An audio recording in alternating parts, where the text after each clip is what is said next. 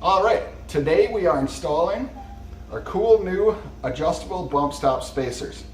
So these work on the front of an XJ, a ZJ, a TJ, on the front of a JK, and in the rear of a TJ. These are great fully adjustable bump stop spacers. You can adjust them in half-inch increments from 1 inch all the way up to 4 inches. Come with the hardware, come with these cool flag nuts, make them super easy to install. All you have to do to install these guys is drill one hole. So these are fully adjustable in half-inch increments. You can see the thinnest one is only a half-inch thick. They all have a male boss and a female, so they nest together really nicely. They stack together tightly. They won't move, they won't slip. They have a cool hex in the top, so you put your bolt in and it sits nice and flush. Also, then you just thread it in with your hand. Makes it super easy to install. So they're very adjustable, they're easy to install. Nice rounded smooth surface for your bump stop to hit, and highly adjustable. So we're working on a 2012 Jeep Wrangler here. What we're going to do is pull the shocks just on the lower side.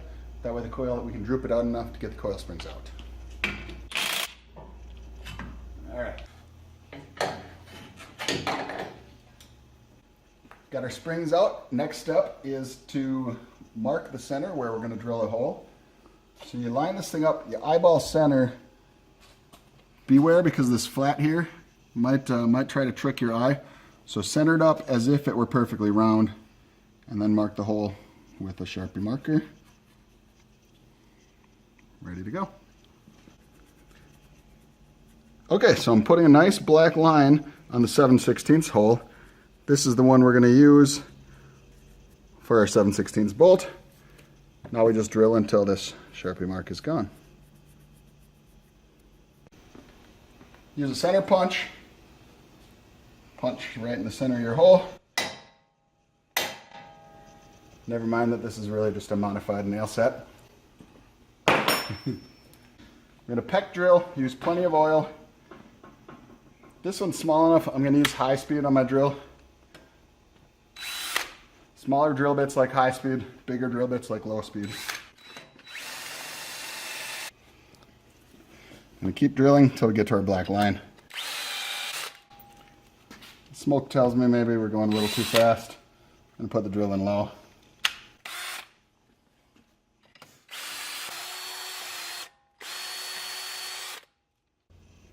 Okay, this customer needs 3 inches of bump stop.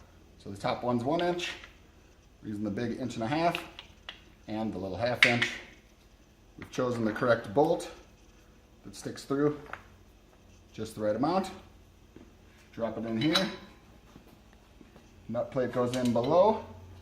But before you do that, we're going to want to install the spring, because it'll be a lot more difficult to get the spring in once we've got this in.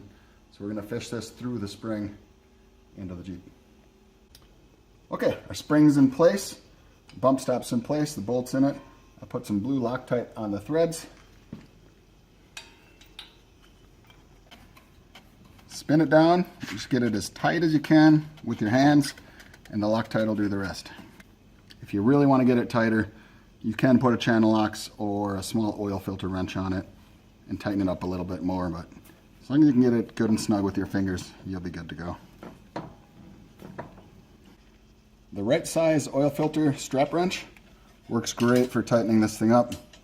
If you don't have one, you can always use a large channel locks, but it's going to mar up your nice new part. Don't get it overly tight, just nice and snug. Let the Loctite do the work. Okay, our bump stop spacer is in.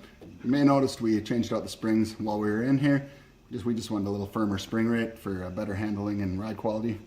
We're going to tighten up the shocks. Put the tires back on, and we are done. Go flex it out, see how your tires clear your fenders, and adjust your bump stops as needed.